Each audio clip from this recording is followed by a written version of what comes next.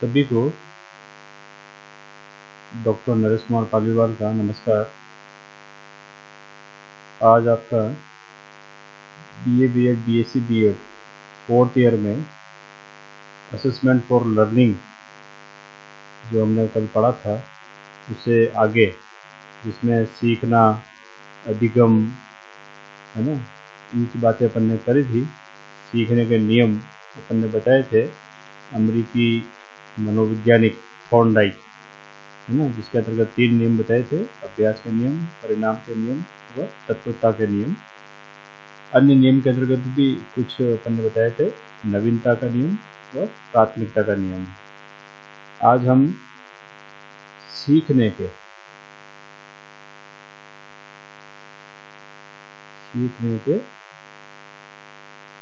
गौण नियमों के बारे में पढ़ेंगे। सीखने के गौण नियम।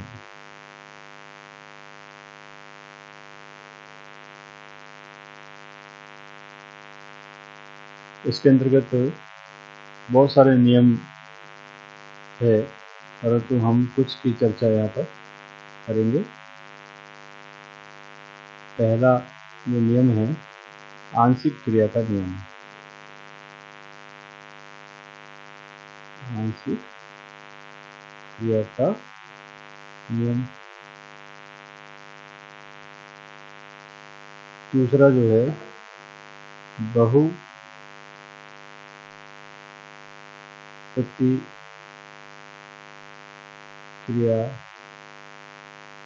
का नियम।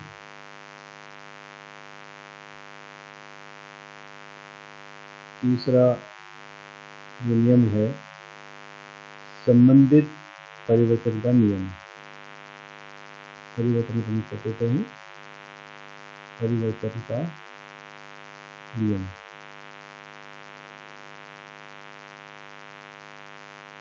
चौथा, आत्मीकरण का नियम।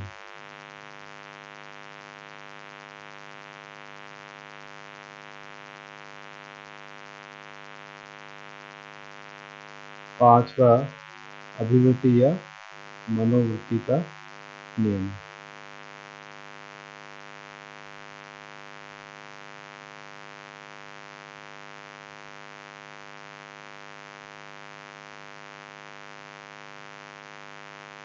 और भी बहुत सारे नियम हैं, जैसे मान लीजिए उद्देश्य का नियम।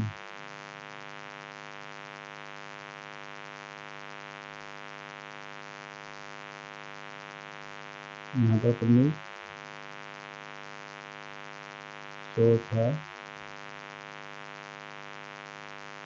पांचवा, छठा, उद्देश्य के साथ में परिपक्वता का नियम। सातवां, आठवां जो है निकटता का नियम।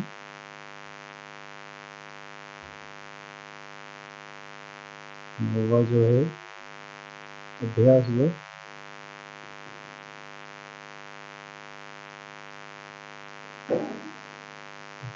वितरण का नियम।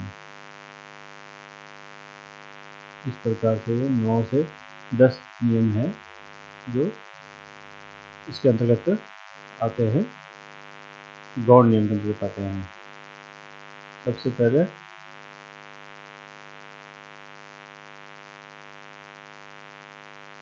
सबसे पहले आंशिक क्रिया का नियम। इनके अनुसार व्यक्ति जिस कार्य को कर लेता है उसे छोटे छोटे अंशों, छोटे छोटे भागों में बांट लेता है। इस प्रकार छोटे छोटे भागों, अंशों और विभाजन कार्य को सरल और सुविधाजनक बना देते हैं। छोटे छोटे अंशों को शीघ्रता से पूरा किया जा सकता है। अतः यह नियम जिस सिद्धांत पर आधारित है वह है अंश से पूर्ण की ओर। आपने देखा होगा, यदि कोई भी चीज़ अपन पढ़ाते हैं तो उसे संक्षिप्त रूप में पढ़ाते हैं तो जब संक्षिप्त रूप में पढ़ाते हैं, छोटे छोटे अंशों में पढ़ाते हैं, टुकड़ों में, भाग में या खंडों में जब उसको करते हैं तो इतना सरल हो जाता है कि वह पूर्ण की ओर अग्रसर होता है। तो इसमें कौन सा शिक्षण सूत्र प्रारंभ होता है? अंश से पूर्ण की ओर।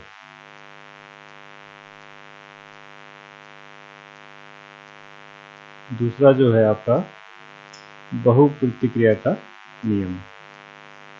इसके अनुसार जब कोई व्यक्ति नया काम सीखता है तो उस काम के प्रति अनेक प्रकार की और कई प्रतिक्रियाएं होती है या कई प्रतिक्रियाएं वह देता है। दूसरे शब्दों में हम कह सकते हैं कि हम कई प्रकार के उपायों से और कई प्रकार के विधियों के प्रयोग से उस काम में सफलता हासिल करते हैं। कई बार प्रयास करने के उपरांत हमें पता चलता है कि काम को करने का ठीक उपाय या ठीक विधि या प्रविधि अथवा तरीका अथवा शैली क्या है। इस नियम का सिद्धांत भी प्रयास और मूल के सिद्धांत से मिलता जुलता है। तो यहाँ पर क्या आएगा?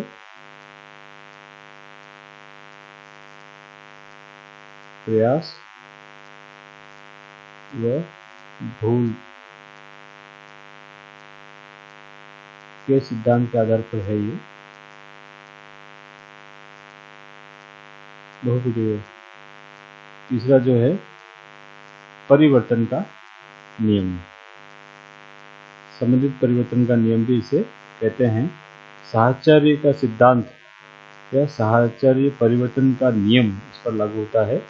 यहाँ पर पहले इस नियम से अभिप्राय यह है कि पहले से सीखा हुआ काम दूसरी परिस्थिति में किया जाता है, परंतु यह जो दूसरी परिस्थिति है वह पहली परिस्थिति के समान ही होती है। इसमें क्रिया के स्वरूप में तो कोई परिवर्तन नहीं होता है, परंतु परिस्थिति अवश्य परिवर्तित हो जाती है। आपने साहचर्य का नियम। साहचर्य का सिद्धांत या नियम जो भी है इस पर लागू होता है। साहचर्य मतलब समान परिस्थितियों के अनुसार जो घटनाएं होती है उन समान परिस्थितियों में क्या होता है? एक रूपता होती है।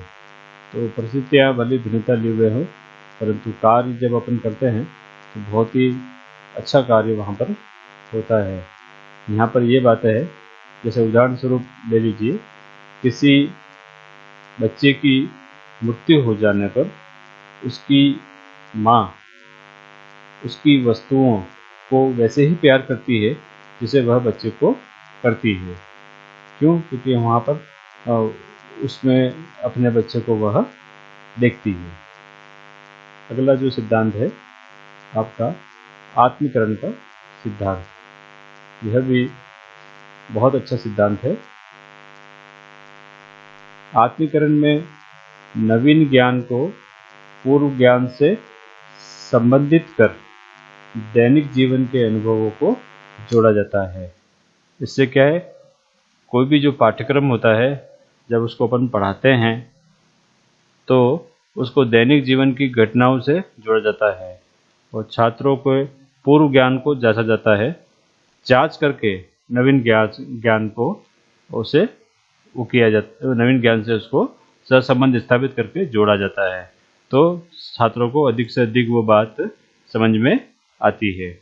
इस नियमानुसार सीखने का आधार पिछला ज्ञान होता है अथवा पूर्व ज्ञान होता है। बालक बालिकाओं को जो नवीन ज्ञान प्रदान किया जाता है उसका संबंध उसके पूर्व अनुभवों, पूर्व ज्ञान से किया जाता है। पूर्व अनुभव व ज्ञान से संबंध स्थापित कर देने पर नवीन ज्ञान स्थायी हो जाता है। यह बालक के ज्ञान का एक हिस्सा बन जाता है।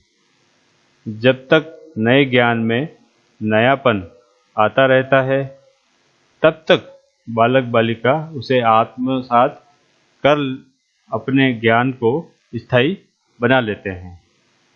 इस प्रक्रिया को आत्मीकरण का नियम कहते हैं। इसके अंतर्गत ज्ञात से अज्ञात के सूत्र का अपनाया जाता है। कितनी अच्छी बात कही है, ज्ञात से हो जाएगा ये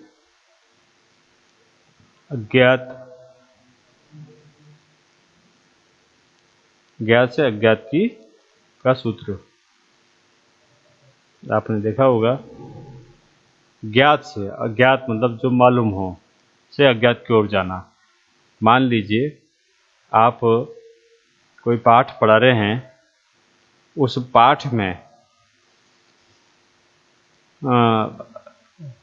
हिंदी का पाठ अगर पढ़ा रहे हो और हिंदी के पाठ में आपका क्या नियम आता है, अभ्यास का नियम आता है। तो जब अभ्यास का नियम आता है तो बार बार कोई कार्य करते हैं, अर्थात बार बार किसी कार्य का अभ्यास अपने व्यवहार में करते हैं, तो वह अभ्यास करने पर वो क्या होता है, उसके ज्ञान के स्थायीकरण की ओर हम अग्रसर होते हैं। हिंदी में दुआ है, करत करत अभ्यास के जड़मती हो सुजान, रसरी आवत जावत है सिल पर पड़त निशान। करत करत अभ्यास के मतलब बार बार अभ्यास करने से, करत करत अभ्यास के जड़मती हो सुजान, यदि वो बार बार अभ्यास करता है तो वह उस क्षेत्र में पारंगत बनता है। रसरी आवत जावत है मतलब रसी, जब उन्होंने कुएं का उदाहरण दिया है कि कुएं से जब पानी निकालते हैं तो निकालते समय जिस रस्सी या गिर्री से जो पत्थर होता है या जो इसकी लकड़ी की गिर्री होती है, उसमें यदि रस्सी घिसती है तो घिसने पर बार बार क्या होता है, उस पर निशान पड़ जाते हैं। उसी प्रकार यहाँ पर बार बार और बारंबार यदि अभ्यास करते हैं और उस चीज़ को अपन पढ़ते हैं तो क्या होता है, हमें ज्ञान की प्राप्ति होती है और ज्ञान की प्राप्ति के साथ ही हम स्थायीकरण की ओर अग्रसर होते हैं। तो यहाँ पर ये बात आ रही है।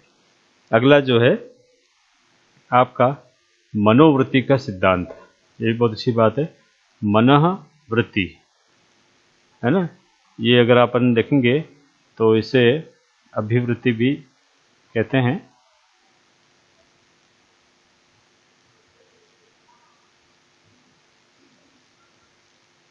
वहाँ नहीं आ रहा है शायद, अभिवृत्ति भी कहते हैं।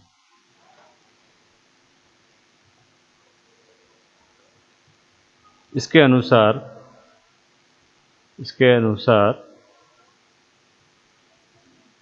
जिस कार्य के प्रति व्यक्ति की जैसी प्रवृत्ति, अभिवृत्ति, मनःवृत्ति होती है, उसी के अनुरूप ही वह व्यक्ति उस कार्य को सीखता है। यदि कोई व्यक्ति किसी काम को करने के लिए मानसिक रूप से तैयार नहीं है तो वह उस कार्य को करने में या तो सफल नहीं होता है या सफल होता है। उस कार्य को करने में बहुत विलंब होगा या उस कार्य में कई त्रुटियां रह जाएगी, है ना। तो कई सारी बातें होती है। इन नियमों को ध्यान में रखकर अध्यापक को पढ़ाने से पूर्व या नवीन ज्ञान देने से पूर्व या बालकों को प्रेरणा देकर उन्हें मानसिक रूप से तैयार करना चाहिए। इसमें मनोवृत्ति मतलब किसी भी ज्ञान की प्राप्ति के लिए मानसिक रूप से उनको तैयार करना पड़ता है। जब मानसिक रूप से बालक बालिका तैयार हुए ही नहीं हैं तो वह ज्ञान आपको नहीं, मतलब ज्ञान का स्थायीकरण नहीं होगा। जैसे मान लीजिए आज किसी छात्र छात्रा की या लगभग कक्षा में जो छात्र छात्राएं हैं उनकी पढ़ने का मन नहीं है। जब पढ़ने का मन नहीं है तो आप उनके मन को भाप करके उन्हें ये कहिए कि आज हम चलो 1 घंटा नहीं पढ़ेंगे, आधा घंटा ही पढ़ेंगे और आधा घंटा हम कुछ अन्य क्रियाएं करेंगे। परंतु जब वो आधा घंटा आप पढ़ाओ तो उनमें आप उनकी रुचि, है ना, रुचि का सिद्धांत को ध्यान रखते हुए यदि आप उनको पढ़ाओगे तो उन्हें अच्छी तरह से याद होगा। आपको ये ध्यान रखना है कि आप आधा घंटा ही पढ़ाए और आधा घंटा जो वे क्रिया करने के लिए कह रहे हैं बालक बालिकाएं, उस क्रिया को आपको करना पड़ेगा। तो जिनका मन नहीं लग रहा है वे भी आधा घंटा तो आपका मन लगा करके पढ़ने का प्रयास करेंगे। अगला जो है आपका उद्देश्य का नियम, है ना। कोई भी कार्य यूं ही नहीं किए जाते हैं, प्रत्येक कार्य के पीछे कोई ना कोई उद्देश्य निश्चित होता है। उन उद्देश्यों पे चलकर ही नियमों की प्राप्ति होती है। नियम हमें लक्ष्य की ओर अग्रसर कर होते हैं। जैसे मान लीजिए आप कोई कार्य कर रहे हैं, आप बीएड कर रहे हैं, बीए बीएड या बीएससी बीएड, मैं आपसे पूछना चाहूँगा कि आप क्यों कर रहे हैं। तो आपका यहाँ पर उत्तर होगा कि हमें तृतीय श्रेणी अध्यापक बनना है, अथवा द्वितीय श्रेणी बनना है, अथवा आगे भविष्य में हम एमए एमकॉम एमएससी करेंगे और प्रथम श्रेणी के अध्यापक अध्यापिका बनेंगे। कुछ की और भी इससे ऊपर जाने की मंशा होगी, तो वो और इससे ऊपर भी जाना चाहेंगे। आपका लक्ष्य क्या है कि आपको शिक्षक बनना है। शिक्षक आप कब बनोगे? जब बीए बीएड या बीएससी बीएड के उद्देश्यों की पूर्ति करोगे, अर्थात सिलेबस में, पाठ्यचर्या या पाठ्यक्रम में वो सभी बातें सैद्धांतिक रूप से, प्रायोगिक रूप से, आप इंटर्नशिप करने जाओगे उस रूप से, सैद्धांतिक में कई प्रकार के जो ज्ञानवर्धक बातें हैं उन पर खरे खरे उतरोगे तो आपको अपने लक्ष्य की प्राप्ति होगी। तो जब तभी आप सीख पाओगे चलना, है ना। चलना का मतलब यहाँ पर ये नहीं है कि जो सामान्य चलना, विषय पर चलना, विषय पर पकड़ होना आपकी। तो विषय पर जब पकड़ होगी तो उसको किस तरह से प्रचारित करोगे? शिक्षण के माध्यम से। शिक्षण में कौन कौन सी चुनौतियां हैं, उन चुनौतियों को स्वीकार करके आप अपने शिक्षण कार्य में निपुणता, दक्षता समय रहते हासिल करोगे। तो ये सीखने के गौण नियम में आता है। परिपक्वता का नियम, मैच्योरिटी जिसको अपन कहते हैं बाल्यावस्था से लेकर किशोरावस्था तक अनेक प्रकार की परिपक्वता के बारे में अपन ने सिलेबस में first year, second year, third year में चर्चा करी है। परिपक्वता का अर्थ यहाँ पर ये है कि एक तो उम्र के अनुसार परिपक्वता आती है, और एक जो विषय अपना होता है उस विषय के अध्ययन अध्यापन में जब जैसे जैसे चीज़ें अपन पढ़ाते हैं तो पढ़ाने के साथ में हमें कई प्रकार के अनुभव प्राप्त होते हैं। उन अनुभव के माध्यम से परिपक्वता, विषय की परिपक्वता और शिक्षण की परिपक्वता समय रहते आती है। तो इन नियमों में परिपक्वता का नियम भी बहुत जरूरी है। कहते हैं समय के अनुसार परिपक्वता का आना बहुत आवश्यक है। यदि परिपक्वता नहीं आती है और समय चले जाता है तो हमें केवल लकीर पीटने से कोई मतलब नहीं होता है। जैसे मान लीजिए आपकी पढ़ाई की एक उम्र है, आपके नौकरी में आवेदन करने की भी एक उम्र है, और सीखने की कोई उम्र नहीं है। सीखना ताउम्र चलता रहता है, परंतु सीखने में बहुत सारे जो ऐसी चीज़ें हैं जो हमें समय रहते हमें वो सीखनी पड़ती है। तो ये सभी बातें परिपक्वता में आती है। निकटता का नियम, निकटता का मतलब यहाँ पर प्रत्येक विषय वस्तु दूसरे विषय वस्तु से कहीं ना कहीं क्या है, संबंधित है ना। कैसे संबंधित है? जैसे सभी विषय क्या है, भाषा पर आधारित होते हैं। अर्थात आपका मोड ऑफ मीडियम क्या है, हिंदी है, संस्कृत है, अंग्रेजी है, तेलुगु है, तमिल है, इत्यादि इत्यादि। यदि हमें भाषा का सटीक ज्ञान है तो दूसरे विषय का आधा ज्ञान तो हमें ऐसे ही आ जाएगा। निकटता का संबंध की मैं बात कर रहा हूँ। तो विज्ञान का हिंदी से संबंध है, हिंदी का गणित से संबंध है, गणित का अन्य विषय से संबंध है। हालांकि गणित विज्ञान एक तरह चलते हैं, और यदि आपने मानविक की विषय लिए हैं, आर्ट्स के विषय लिए हैं, तो उसमें भाषा के साथ में चलती है, और मानविक की सामाजिक अध्ययन व के अंतर्गत जो भूगोल, इतिहास, नागरिक शास्त्र, समाजशास्त्र है ना, क्या है, अध्यात्म के जो विषय हैं, दर्शन, और अर्थशास्त्र और भी अन्य जो है वो सभी में आपस में निकटता का संबंध होता है।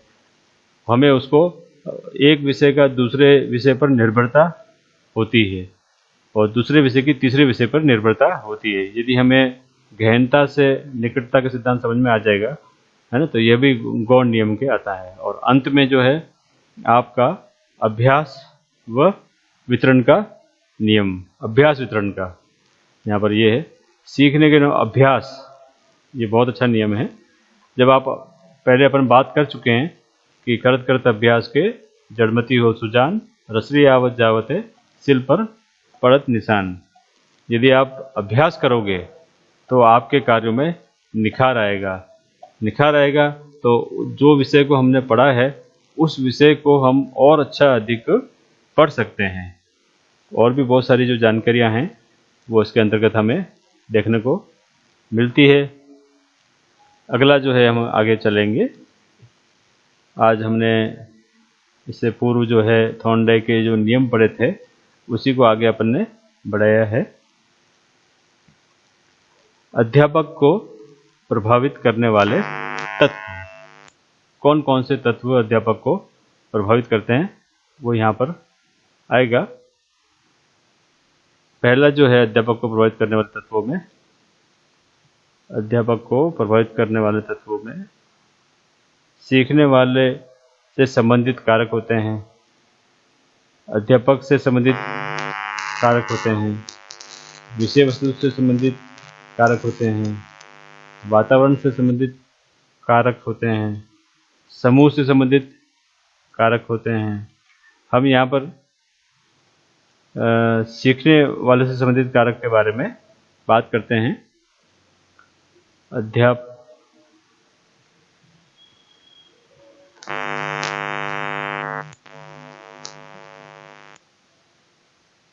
अध्यापक को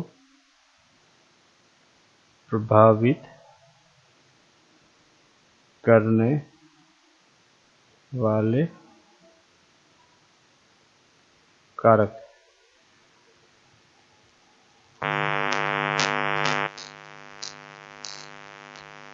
आपने देखा होगा कि सर्वप्रथम जो है इसमें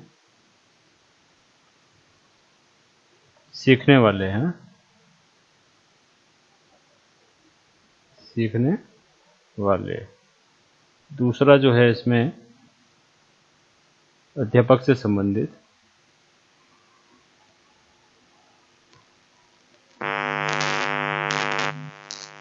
तीसरा जो है आपका कौन सा है, विषय वस्तु से संबंधित। चलिए हम सीखने वाले से बात करते हैं। सीखने वाले की इच्छा, अर्थात कोई भी कार्य सीखने वाले की इच्छा पर निर्भर करता है। विल पावर जिसको कहते हैं। विल पावर में कौन कौन सी जो बातें हैं वो आती है वो इसमें अपन सीखेंगे। कि भाई मान लीजिए किसी बालक बालिका को किसी विषय में रुचि नहीं है और वो अन्य विषय की जो बात करता है, अन्य विषय की जो बात करता है वो इसके अंतर्गत आती है। सर्वप्रथम जब अपन बात करते हैं किसी की, तो कोई व्यक्ति को किसी विषय में रुचि नहीं होती है तो उस विषय को वो अच्छी तरह से नहीं सीख पाता है।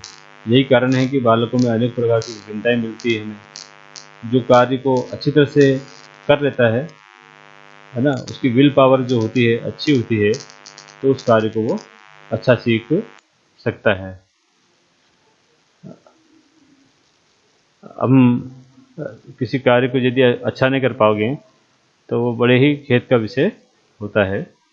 आकांक्षा का स्तर, सीखने के लिए उसकी स्तर की क्षमता कितनी है। यदि वो उसको सीख नहीं पाएगा तो वो बहुत ही मुश्किल होता है। इसी में अगला है शैक्षिक योग्यता। सीखने वो कारक तत्व को प्राप्त करने के लिए शैक्षिक योग्यता आपकी कितनी है। यदि आपकी कम या ज़्यादा है ना, जो जिसकी ज़्यादा होगी तो उस चीज़ की समझ परिपक्वता उसमें उसकी ज़्यादा होगी।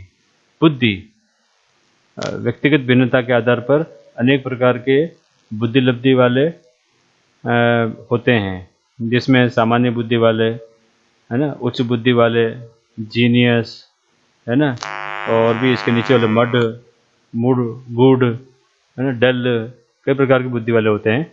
जिसकी जैसी बुद्धि होगी वो उतना ही तीव्र सीख पाएगा।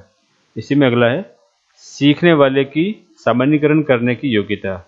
सामान्यीकरण का अर्थ है यहाँ पर जनरलाइजेशन करने की।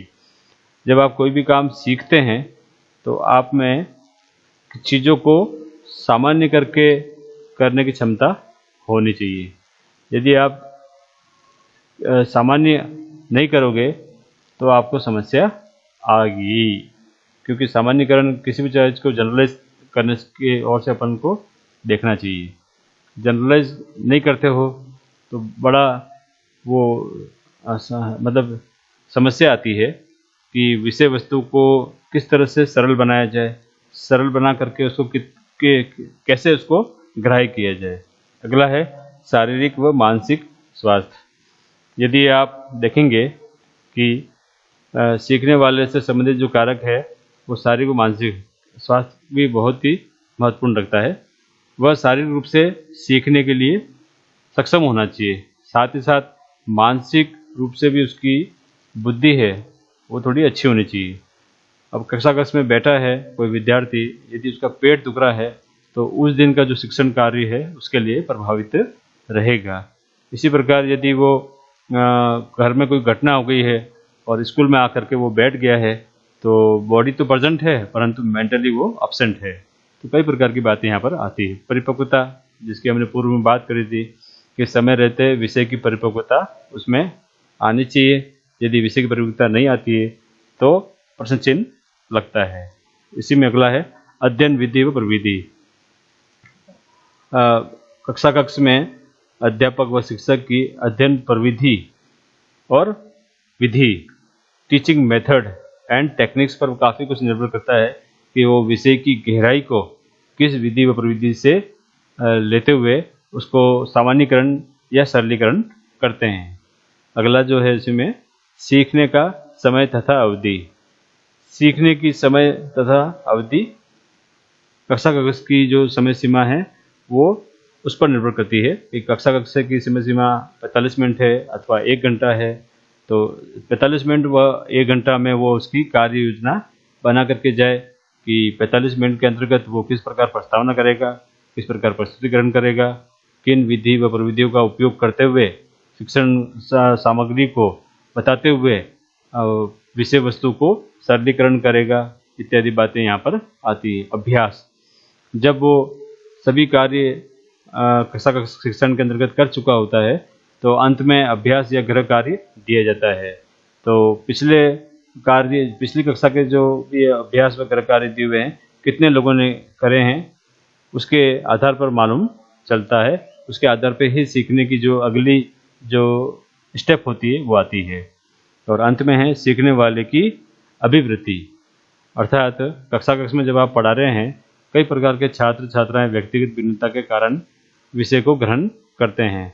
कई प्रकार के उसको जो आप पढ़ा रहे हो उसको नकारात्मक लेते हैं और कई प्रकार के उसको सकारात्मकता लिए हुए होते हैं। तो उनकी जो सोचने की जो क्षमता है वो अपने को सकारात्मकता लिए हुए होनी चाहिए, इसका ध्यान अपने को रखना चाहिए। दूसरा है विषय का ज्ञान। अध्यापक से संबंधित मैं बात कर रहा हूँ तो विषय के ज्ञान के अंतर्गत क्या आएगा? शिक्षक का पक्षपात। शिक्षक पक्षपात रहित होना चाहिए, अर्थात जब शिक्षक शिक्षण कार्य कर रहा हो भले ही उसमें उसके कक्षा कक्ष में उसके कोई क्या है रिश्तेदार के कोई पढ़ते हो तो उसके साथ में भी उसका व्यवहार समान होना चाहिए। अर्थात शिक्षण कार्य करते समय सभी के साथ में शिक्षक का समान व्यवहार होते हुए शिक्षण कार्य को क्या है गति देनी चाहिए।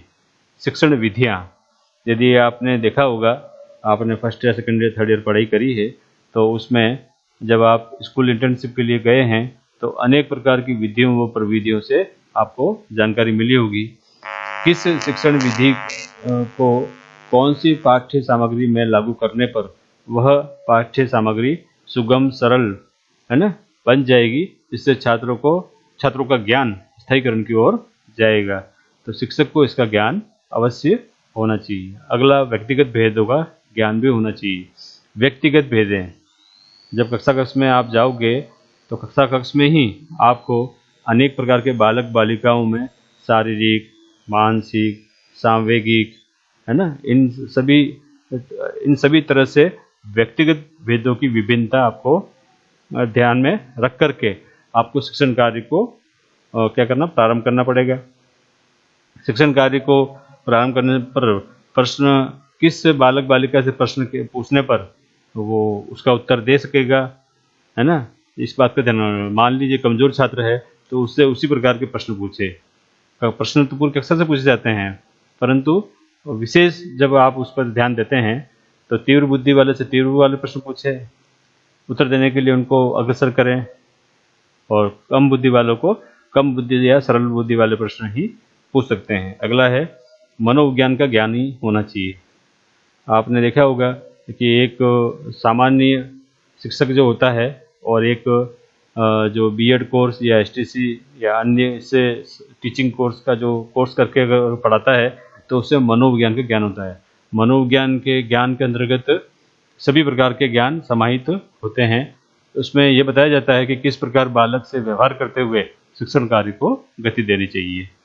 इसी में अगला है समय सारणी का निर्माण करना। समय सारणी आपकी बहुत ही अच्छी होनी चाहिए। समय सारणी का निर्माण करते समय कठिन विषयों, सरल विषयों और सृजनात्मक विषयों का ध्यान रखना चाहिए कि इनमें तालमेल बराबर हो। अगला इसमें है बाल केंद्रित शिक्षा पर बल। आज की जो शिक्षा है शिक्षक केंद्रित न होकर के बाल केंद्रित शिक्षा है। आपने देखा होगा कि शिक्षक केंद्रित जो पहले शिक्षा थी, शिक्षक बोलता था और कक्षा कक्षा में सभी बालक बालिकाएं क्या करते थे, सुनते थे। परंतु जैसे जैसे विकास हुआ वर्तमान में बाल केंद्रित शिक्षा हो गई है, अर्थात अब बालक को ध्यान में रखते हुए शिक्षा का सारी बातें होती है। इसी में अगला है अनुशासन या स्व अनुशासन। अनुशासन के अंतर्गत डिसिप्लिन आता है। यदि कोई भी कार्य अनुशासन के बगैर होगा तो वह अस्त हो जाएगा। जैसे मान लीजिए सूर्य जो प्रकाश है समय पर नहीं दे तो पृथ्वी का क्या होगा, इसी प्रकार चंद्रमा का होगा, इसी प्रकार अन्य चीज़ें होती है। तो विद्यालय समय पर खुलता है और समय से बंद होता है। कक्षा कक्ष में भी जो पाठ्यक्रम होता है उससे एक निश्चित समय पे करना पड़ता है। सभी को अनुशासन में रहते हुए उस पाठ्यक्रम की ओर अग्रसर होना पड़ता है। यदि अनुशासन में रहेंगे तो बहुत से अच्छा ज्ञान जो सकारात्मकता लिए हुए है वो अपने प्राप्त होगा। अध्यापक के पढ़ाने की इच्छा, ये भी बहुत अच्छा बिंदु है। कई प्रकार के अध्यापक अध्यापिकाएं कई विषय के विभिन्न विविधताएं, विभिन्न प्रकार की एक से दूसरे से भिन्नताएं रखते हैं। तो अध्यापक व अध्यापिका को विषय का सर्वप्रथम ज्ञान होना चाहिए। साथ ही साथ वह विषय किस प्रकार कक्षा कक्ष में प्रचार व प्रसारित करेंगे उसका ज्ञान भी उसे होना चाहिए। शिक्षण विधियों व प्रविधियों का ज्ञान भी होना चाहिए। इससे अच्छा कि इससे पहले कि वह एक शिक्षक है तो शिक्षक की एक विल पावर, जो इच्छा जो होती है, विल पावर भी होना चाहिए कि मैं इस विषय को क्या है रुचिपूर्वक पढ़ाऊंगा या पढ़ाऊंगी, इत्यादि बातों का ध्यान भी रखा जाता है। अध्यापक का व्यक्तिगत प्रभाव भी इस पर पड़ता है। व्यक्तिगत प्रभाव क्या होता है, साहित्य वाला जो शिक्षक होता है या शिक्षिका होती है तो वह साहित्य में रुचि रखती है, अर्थात उसके प्रार्थना सभा में जब उसकी प्रार्थना कराई जाती है तो वो उचित ताल लय का उपयोग करते हुए प्रार्थना की तैयारी कराती है। इसी प्रकार संगीत शिक्षक होता है तो वो संगीत का ज्ञान देता है। तो आपको अध्यापक का व्यक्तिगत प्रभाव भी पड़ता है। तो अध्यापक जो होता है उसको यह ध्यान रखना चाहिए कि भी उसे विषय का ज्ञान हो, साथ ही साथ बालक के मनोविज्ञान का ज्ञान हो, उसकी दिनचर्या अच्छी हो, क्योंकि वो उनका जो अनुकरण है बालक बालिकाओं पर प्रत्यक्ष व अप्रत्यक्ष रूप से पड़ता है। और यदि वो आदर्श लिए हुए नहीं होगा तो उसका नकारात्मक प्रभाव भी बालक बालिकाओं पर पड़ेगा। अगला जो तीसरा जो है इसमें तीसरा बिंदु है विषय वस्तु की प्रकृति के अनुसार। तो तीसरा क्या है आपका, विषय वस्तु से संबंधित कारक है ये। तो विषय वस्तु का आकार, किसी भी शिक्षण कार्य को करने से पहले सबसे पहले उसका आकार देखा जाता है कि विषय वस्तु का आकार कैसा है। विषय वस्तु का आकार यदि अच्छा है तो आपका जो पढ़ाने का जो है वो सफल होगा। आकार से मतलब ये है कि पूरी विषय वस्तु इकाई या दैनिक पाठ को तो आप पढ़ा नहीं सकते हो, परंतु आपको चयनित करना पड़ेगा कि मैं 50 मिनट में अथवा 45 मिनट में अथवा 1 घंटे में कितने विषय को मैं लूँ ताकि मैं पढ़ा सकूँ। उसमें उचित विधि प्रविधि शिक्षण को उपयोग करते हुए प्रश्नोत्तर प्रणाली, व्याख्या प्रणाली, है ना, इन सभी का ध्यान रखते हुए आपको विषय वस्तु का प्रचार प्रसार करना होगा। विषय वस्तु को अगला जो है जीवन से संबंधित उदाहरण। जब विषय वस्तु को पढ़ाते हो तो उसको दैनिक जीवन से जोड़ने का प्रयास करना पड़ता है। छात्रों के पूर्व ज्ञान की जांच करते हुए नवीन ज्ञान का उसे अग्रसर करना पड़ता है। यदि जीवन से संबंधित उदाहरण आपने उसको नहीं दिए हैं तो उसका समसामयिक ज्ञान क्या है पर प्रश्न चिन्ह लगता है। इसी में अगला है विषय वस्तु का क्रम। जब कोई भी चीज़ पढ़ाते हैं तो उसे विषय वस्तु के क्रम को अपने को ध्यान में रखना पड़ता है। क्रम मतलब श्रृंखलाबद्ध तरीके से आपको पढ़ाना पड़ता है। यदि श्रृंखलाबद्ध और क्रमबद्धता नहीं रखी तो विषय वस्तु का आनंद जाते रहता है। विषय वस्तु की भाषा, आपकी जो भाषा है या पाठ्यक्रम की जो भाषा है उसमें अंतर होता है। पाठ्यक्रम की भाषा है वो साहित्यिक भाषा लिए हुए होती है या उसमें अनेक प्रकार की तकनीकी या टर्मिनोलॉजी होती है। उसको आपको 2 से 4 बार पढ़ करके अपनी सामान्य भाषा में सामान्यीकरण करना चाहिए। पढ़ाते समय सामान्यीकरण बोलचाल की भाषा का उपयोग करते हुए हम विषय वस्तु की भाषा को सामान्यीकरण के माध्यम से अच्छा करके उसकी गहनता व गहराई तक पहुंच सकते हैं। इसी में अगला है विषय वस्तु का रुचिकर होना। विषय वस्तु को रुचिकर बनाना आपके हाथ में है कि कोई विषय है और यदि उसमें चित्र बन सकता है, मॉडल बन सकता है, अथवा साहित्य का विषय है तो कोई कविता गेय पद्धति से आप गा सकते हो, है ना, रस ताल का आप उपयोग कर सकते हो, तो कितना आप रुचिकर बना सकते हो। इससे क्या होगा, कक्षा कक्षा विषय की ओर अग्रसर हो जाएगी। इसी में अगला है विषय वस्तु की उद्देश्य पूर्णता। कोई भी कार्य यूं ही नहीं किया जाता है, प्रत्येक कार्य के पीछे कोई ना कोई उद्देश्य होता है। आज की जो विषय वस्तु दैनिक पाठ योजना के अंतर्गत है, उस दैनिक पाठ योजना में आपने कहाँ तक उस उद्देश्य को प्राप्त किया है, तो ये पाठ के पूर्व में विशेष उद्देश्यों में उसकी पूर्ति लिखी होती है। जब उस पाठ को पढ़ाते हैं तो उसकी पूर्ति समय रहते हमें देखने को मिलती है। वातावरण से संबंधित कारक भी होता है। आपकी जो विद्यालय है वह विद्यालय शुद्ध वातावरण में होना चाहिए। उसमें प्रकृति का कोलाहल तो होना चाहिए, परंतु शोर शराबा, माइक, है ना, या डिस्टर्बेंस, कई प्रकार के शोर शराबे नहीं होने चाहिए। यदि होते हैं तो वह विषय की गहराई तक न पहुंच करके वह भटकाव की स्थिति में आ जाता है और वातावरण की ओर आकर्षित हो जाता है। और कई प्रकार के जो वातावरण होते हैं, मान लीजिए गर्मी लग रही है, सर्दी लग रही है, उसके बचाव आपने नहीं किए तो एक प्रश्न चिन्ह वहाँ पर लगता है। कक्षा का वातावरण, जब आप कक्षा कक्ष में प्रवेश करते हैं तो उसका वातावरण आपको प्रभावित करता है। मान लीजिए आप पिछली कक्षा में गए हैं, पिछली कक्षा से नवीन कक्षा में गए हैं और वहाँ का पूर्व जो कालांश है या पीरियड जो है वो रिक्त रहा है, खाली रहा है, तो कक्षा अस्त व्यस्त आपको दिखेगी। सर्वप्रथम आपको कक्षा को नियंत्रित करना पड़ेगा, कंट्रोल करना पड़ेगा, उसको व्यवस्थित करना पड़ेगा, सब लोग व्यवस्थित बैठ जाए। जब छात्र छात्रा व्यवस्थित हो जाए तो उसको विषय की ओर आकर्षित करने के लिए आपको अनेक प्रकार की विधि व प्रविधि का उपयोग करते हुए उसकी प्रस्तावना, उसकी भूमिका और समय आपको बांधना पड़ेगा। इसके अभाव में शिक्षण अच्छा नहीं होगा। मनोवैज्ञानिक वातावरण, कहते हैं शिक्षण कार्य के लिए मनोवैज्ञानिक वातावरण बहुत ही आवश्यक है। यदि मनोविज्ञान का सहारा शिक्षण में नहीं लिया गया तो शिक्षण कार्य में एक प्रश्न चिन्ह लगा होता है। मनोवैज्ञानिक रूप से जो एक अच्छा शिक्षक होगा वो मनोवैज्ञानिक रूप से सुदृढ़ होगा और उसका उपयोग करते हुए, उनके सिद्धांतों का उपयोग करते हुए वह अपने शिक्षण कार्य को सुचारू रूप से चलाएगा। शिक्षा के अनौपचारिक साधन भी होते हैं। वे कौन कौन से हैं? अनौपचारिक सिद्धांत, पुस्तकालय, वाचनालय, पत्र पत्रिकाएँ, आजकल तो नेट में भी बहुत सारी जो जानकारियाँ मिल गई वो भी इसमें समाहित हो गई है। तो पुस्तकालय में अनेक प्रकार की जो पुस्तकें होती है, संदर्भित पुस्तकें होती है। यदि हम कोई तैयारी कर रहे होते हैं प्रतियोगिता परीक्षा की, तो वहाँ पर अनेक प्रकार के वाचनालय बने होते हैं बड़ी-बड़ी लाइब्रेरी में। छोटी जो पुस्तकालय होते हैं उनमें छोटा वाचनालय होता है, विश्वविद्यालय स्तर पे होते हैं तो उसमें बड़े-बड़े वाचनालय होते हैं विषय व क्षेत्र के अनुसार। तो वहाँ पर हम तैयारी करते हैं। और पत्र पत्रिकाओं में अनेक प्रकार की जो नवीन जानकारियाँ आती है, वो विषय से संबंधित भी कोई जानकारी होती है तो उसे हम प्राप्त करने का पूरा प्रयास करते हैं। परिवार का वातावरण, जब पढ़ाई अपन करते हैं तो परिवार का वातावरण भी हमें अच्छा रखना चाहिए। परिवार में कलुषितता नहीं होनी चाहिए।